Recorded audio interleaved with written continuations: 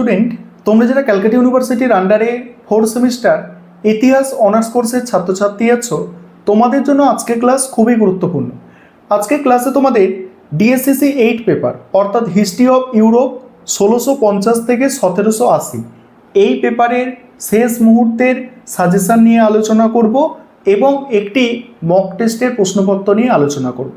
তোমাদের ডিএসসিসি 8 পেপারের সিলেবাসের সবথেকে গুরুত্বপূর্ণ প্রশ্ন যেগুলো এবারে পরীক্ষায় আসার সম্ভাবনা সবথেকে বেশি আছে, সেই প্রশ্নগুলো নিয়ে মক টেস্টের প্রশ্নপত্র তৈরি করা হয়েছে এবং সাজেশান এবং মক টেস্টের প্রশ্নপত্র দুটো ভাষাতেই রাখা হয়েছে।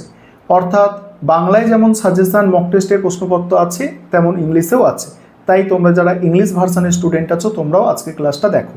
আমি স্ক্রিন রেকর্ডের মাধ্যমে মক টেস্টের প্রশ্নপত্র এবং সাজেশান আলোচনা করছি, তোমরা দেখে নাও। এবং সাজেশানে যে প্রশ্নগুলো 3টে করে স্টার দেওয়া আছে এই প্রশ্ন কোনোভাবেই স্কিপ করবে না, অর্থাৎ বাদ দেবে না। ওই প্রশ্নগুলো কম্পালসারি প্রশ্ন, অবশ্যই তোমাদের দেখে যাওয়া দরকার। চলো আজকে সম্পূর্ণ সাজেশান এবং মক টেস্টের প্রশ্নপত্র তোমরা দেখে নাও।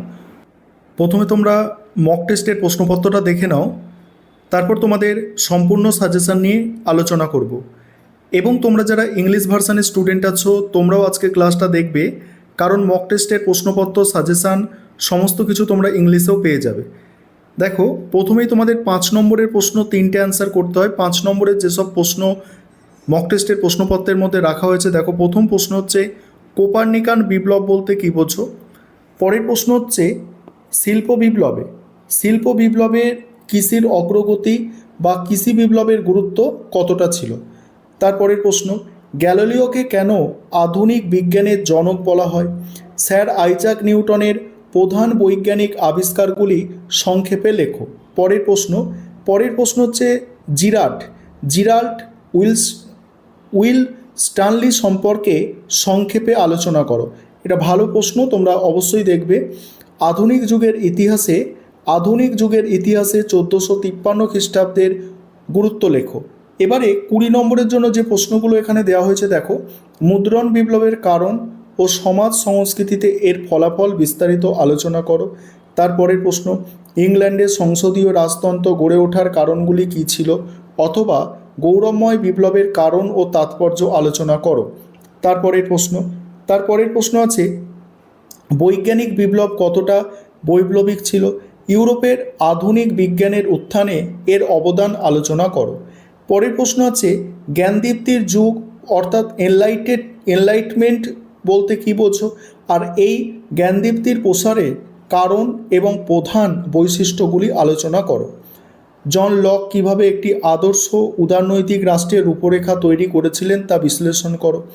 ইংল্যান্ডে প্রথম শিল্প বিপ্লবের কারণ ও প্রাক শর্তগুলি বিস্তারিত আলোচনা করো। এবার তোমরা যারা ইংলিশ ভার্সানের স্টুডেন্ট আছো তোমরা মক টেস্টের প্রশ্নপত্রটা দেখে নাও, আমি স্ক্রল করে যাচ্ছি। তারপরেই তোমাদের আমি সম্পূর্ণ সাজেশন নিয়ে আলোচনা করব। এবং এই পেপারটা কিন্তু তোমাদের একটু ভালো করে পড়তে হবে।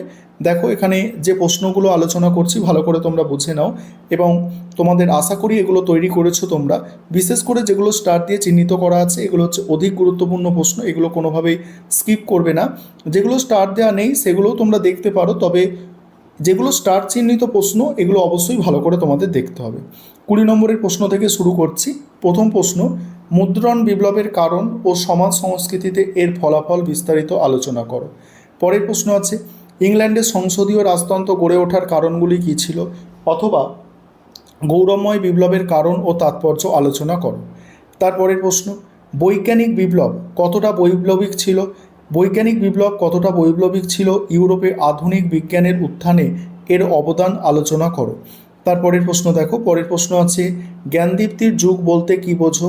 এই জ্ঞানদীপ্তির প্রসারের কারণ ও প্রধান বৈশিষ্ট্যগুলি বিস্তারিত আলোচনা করো।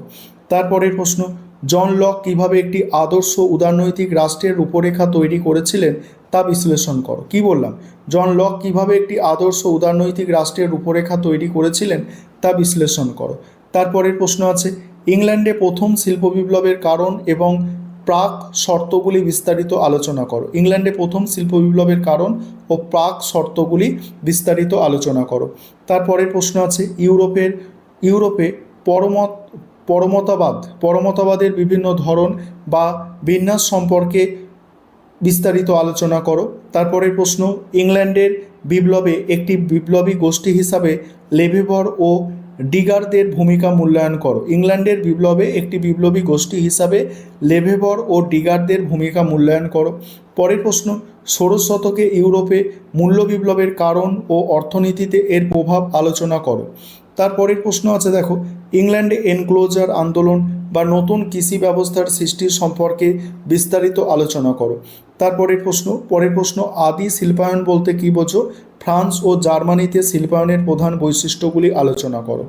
পরের প্রশ্ন আছে, ইংল্যান্ডের ইতিহাসে 11 বছরের স্বৈরাচারিতা বলতে কী বোঝো? এর রাজনৈতিক প্রভাবগুলি কী ছিল? পরের প্রশ্ন, পঞ্চদশ ও ষোড়শ শতকে ইউরোপের অর্থনীতির রূপান্তর এবং বাণিজ্যিক বিপ্লবের বৈশিষ্ট্য লেখো। তারপরের প্রশ্ন হচ্ছে, টিউডর বিপ্লব সম্পর্কে একটি সমালোচনামূলক প্রবন্ধ রচনা করো।